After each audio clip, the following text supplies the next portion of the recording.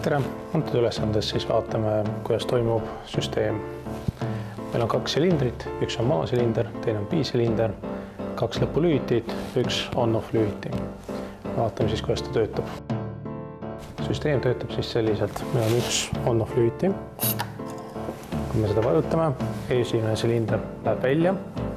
Kui ta on täielikult väljas, siis läheb teine välja. Kui teine on väljas, siis tuleb esimene välja. Ja niimoodi hakkab kordamööda käima. Lisaks meil on võimalus reguleerida kiirust. See tähendab seda, et ühe trosserventiiliga suudame reguleerida nende 2 silindri liikumise kiirust.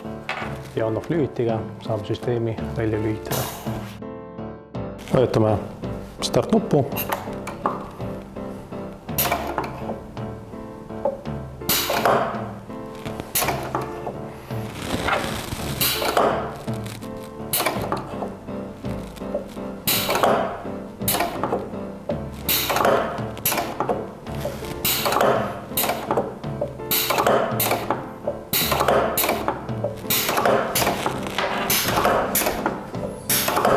Ja niimoodi süsteem käib lõpmatuseni, kuni vajutame stop-nuppu.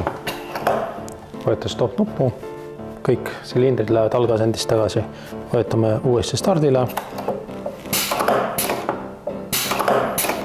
Ja toimub kordamööda töö.